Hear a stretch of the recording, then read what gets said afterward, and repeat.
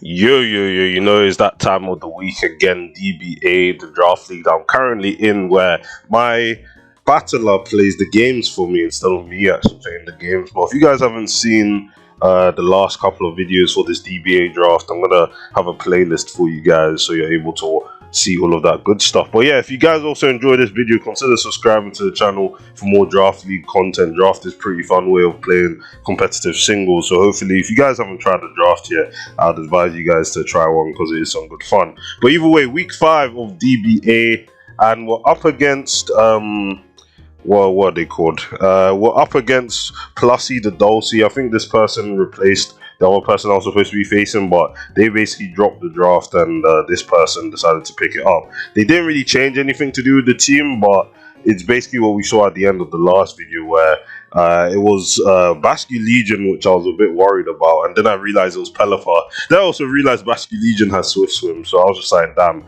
So this is basically a rain sort of draft where, you know, Basque Legion kind of goes in and tries to sweep. It's a pretty strong Pokemon, even without adaptability, because, you know, 112 attack in rain, Choice Band is also their Terra Captain, so you could easily just Terra Water, Wave Crash, Waterfall, whatever, Liquidation, and yeah, you're in big danger, and especially when it's in a Natdex format. To be fair, Basculegion actually doesn't get Flip Turn because it's not like the regular Basculin. I'm pretty sure White Stripe doesn't get Flip Turn, but either way, that could have been something dangerous that I was considering. But other than that, outside of the rain match, the rest of these Pokemon weren't really too like threatening to me, or I wasn't really too concerned. Like, sure, Valiant is there and boosters legal, but at the same time I have my Valiant checks. Like Gloom pretty much checks it efficiently. Like, you know, it has to like click the psychic attack. It doesn't have the best special defense stat, so like Gloom coming in clutch again, the 1 point Gloom. Kind of crazy how no one's, you know, low point are doing as much as my low points. Is kind of insane actually. But either way, yeah, in terms of my side, what I was bringing to the table, obviously I have Dragonite. It is Dragonite with Terra. Like, what can I really say? It's kind of silly. And then I have Iron Bundle. Iron Bundle obviously benefits from rain a lot. Is also faster than everything on these teams. So like, Rain actually benefits me instead of him at that rate. I'm not gonna lie. Let's say I wanted to go boost energy, speed boosting. I'm pretty sure Bundle's faster than Basculegion at +2. You just freeze dry, and I kind of just Shimon on the entire thing, innit? So yeah, I wasn't really too afraid of this matchup, and I'll show you in a second what team I decided to go with. But either way, I kind of just saw my options. I was just like, Bundle, Dragonite. You know, you can't really go wrong with Bundle and Dragonite. Like, these guys are kind of insane. It makes me sad that Bundle was actually at like 18 points, because this one's kind of ridiculous. Like, it should have at least been 19 or even 20. I'm not gonna lie. Bundle's actually kind of insane. But either way, let's actually look at the team that decided to go into this week 5, and here's the team. So Iron Bundle was my first choice, obviously. Obviously, I don't know why I said it like that, but obviously Iron Bundle was my first choice. Like, they have rain, you know, like they don't really have solid switches to my stabs. There's never really going to be a game where there's a solid switching to Iron Bundle's stab options, but this is all you really need on Iron Bundle. You go your stabs and that's it. Like, this mod's actually so silly. Like, I love it so much. And you know, I decided to go heavy duty boots because there's a Glimora. I was just like, damn, if they go Glimora and I decide to go choice specs or, you know, boost energy, I'm kind of fucked. So I decided to go heavy duty boots. I also decided to go heavy duty boots Great Tusk because I was just like, damn, you know, there's a Glimora. I'd rather not have to deal with hazards. And there's also a Tinglu, which also has hazards. So I was just like, cool, we're not trying to deal with that. If my only way of removal is, you know, Great Tusk, I'm not trying to let it get chipped by spikes or rocks or even T-spikes in any case. In terms of EVs here, the speed's enough to outspeed, you know, Basculegion if it's outside of range, just so I'd be able to revenge kill it, something like that. But it's not like I really needed the Great Tusk, like massive bulk. It already has good enough bulk with max HP investment, so I was just like, cool, going to be doing that. Obviously, you have Dragonite as well. Decides to go Terra Water this game for obvious reasons. Like, he has rain. You know, Terra Water obviously resists Basculegion's like water stab. I'll be able to handle that in rain, potentially 1v1 it, and, you know, it's Dragon Dance. Like, no E-Speed, wasn't really necessary. Fire Punches for Mega Scizor, of course. Thunder Punches for Pelipper, and Waterfall is, you know, your stab when you Terastallize. So, you know, it'll get rain boosted, and yeah, it will do a lot of damage. Gloom, of course, is here. because I need a Basque Legion check that isn't, you know, like these guys, because these are my offensive core. Dragonite plus Iron Bundle, I don't really want to be taken with water type attacks, even though I resist.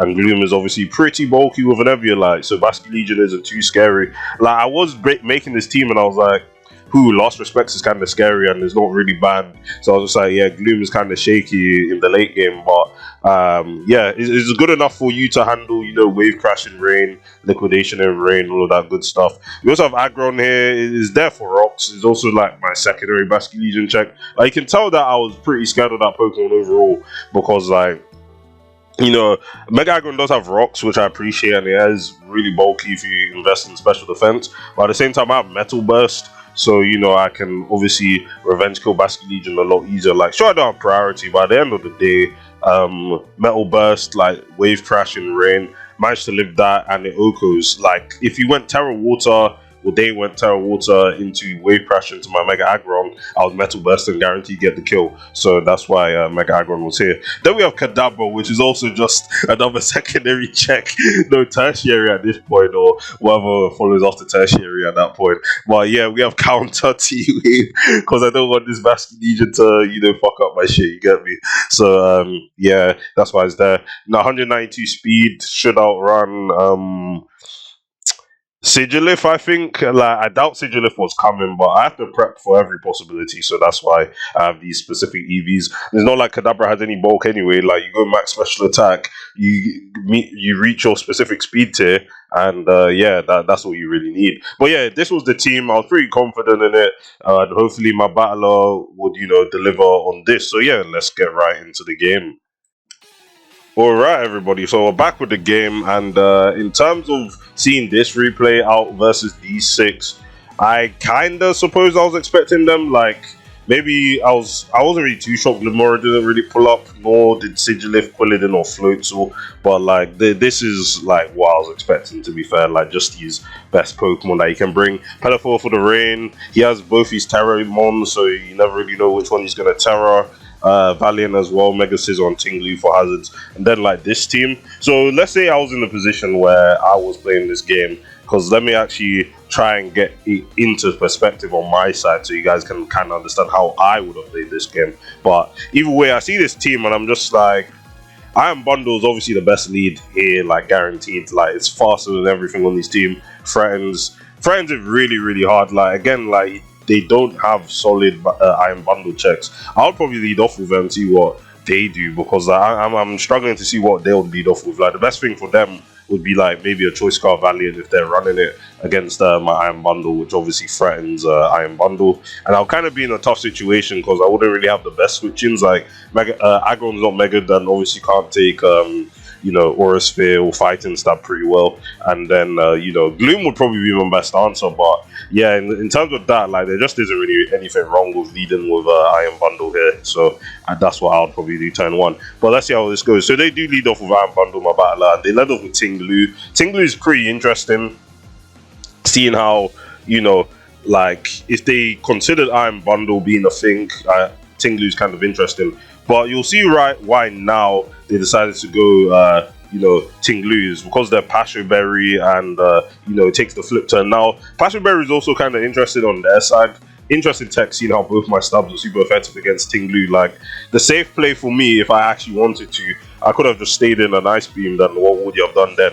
So yeah, it was pretty weird to see Passion Berry there, but at least in a situation where the berry doesn't exist anymore, I'm in a good spot to, you know, potentially get an Oko on Tinglu if it's chipped enough, and then, you know, stuff like that. But yeah, Passion Berry was a pretty interesting tech. Not too sure if it actually worked out too much in the long run. But my battler decides to go on to Gloom here on the Stealth Rock. Now, Gloom is pretty scary because it just forces something to go to sleep as long as you land. Obviously, Scizor has... why do I always think Scizor has Overcode? That's Excavate, another Bug Steel type. But either way, they sack their Scizor to sleep, and, you know, this is just the power of Gloom. Like, Gloom will just sleep something and then just, like, fuck off, basically. So, yeah, that's pretty fun. So they go on to Pelipper here, and my battler decides to double into Great Tusk here. Not to say that's necessarily bad. I suppose they weren't expecting Pelipper to come out, but at this time, I guess they wanted to prioritize getting the hazards off, even though half my team is, you know, boots, one is Magic Guard, and one resists, you know, Stealth Rock. But, you know, Fair enough, I suppose. Like, I'm pretty sure I have a Fire Fang on this Great Tusk, but the rain is up anyway, so I suppose they wanted to try and scare out the Sizzle. But, yeah, obviously in this situation, not in a good spot, but they decide to go to Dragonite, multi-scale broken, but not the end of the world. They do go Basque Legion, though, which I'm just like, if I was in this situation, obviously like Terra should be coming out on their side and potentially getting like set up potentially. But yeah, because realistically, Basque Legion's move pool is just water move, you know, potential Ice Fang, and then like you know, Last Respects, which obviously isn't going to do any damage when none of these mons are dead. So my battler decides to Terastallize, which makes sense. Ice Fang's resisted, does 17 still, and I'm just like, yeah, that's just banded, I feel.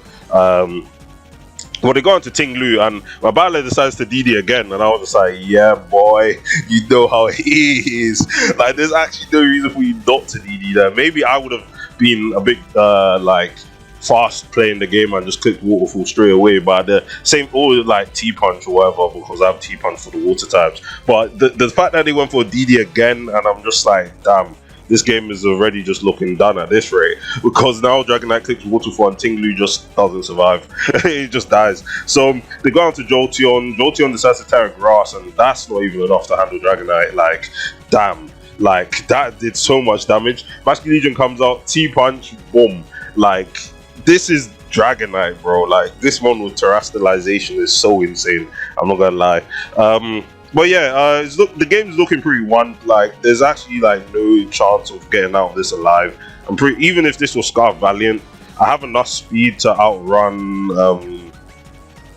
Pretty sure it was enough to outspeed Basque Legion, and that at +2 should be faster than Scarf Valiant. I don't even know, but either way, Waterfall gets Yoko and Rain is done. I'm just like, damn, this game's already done. And obviously, Sizzle can't do anything because he hasn't burned any turns of sleep, and you know, Fire Punch Yoko Sizzle. And at this point, yeah, the game's just done because T-Punch is on this Dragonite, and yeah, that's probably the shortest game of this draft I'll probably ever experience.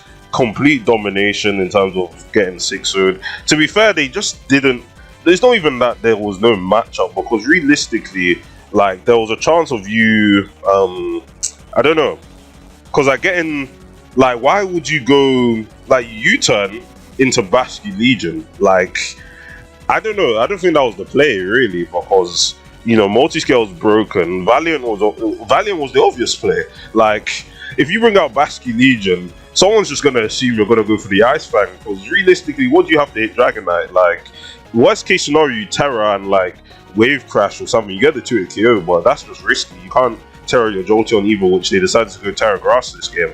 But, yeah, another Electric type would by Gloom, by the way. But, anyway, but yeah. Why did Basque Legion come out on Dragonite here?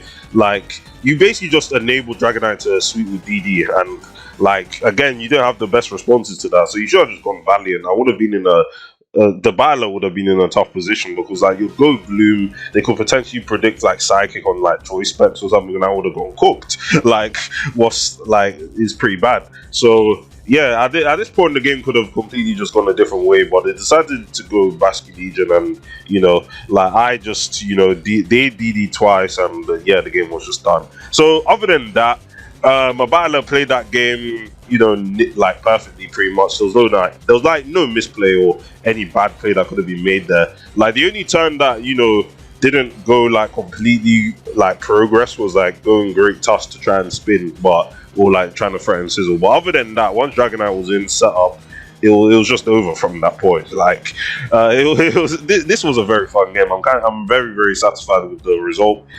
Thank you, Battler, for playing that game pretty perfectly. And yeah, we're on to, you know, 5-0. We're still undefeated. Will anyone be able to defeat my draft? We'll see. But either way, let's look at the week 6, you know, matchup here, and we have me versus Blind Messiah. Now let's look at Blind Messiah's team real quick, and nothing too scary here. I'm not gonna lie. I'm not particularly worried. My prep has always been, you know, focused, and I can already see some ideas for me to run this game. E.g., Iron Bundle comes this game and, you know, does something, because there's a Zygarde, there's a Vaporeon, there's an Enamorus, you know, Nihiligo as well. Like, Iron Bundle is a very threatening Pokemon to this draft. I won't even say too much. They might even see this video. Like, I won't speak about the matchup. I was getting a bit ahead of myself. But either way, yeah, this game, I'm pretty confident in it. I'm confident in any prep that I'm building that I'll get the result that I want. But either way, thank you guys for watching this video. Leave a like down below if you guys enjoyed this one. Let me know what you're thinking of my, draft analysis for this draft, and I'll see you guys in the next one. Peace.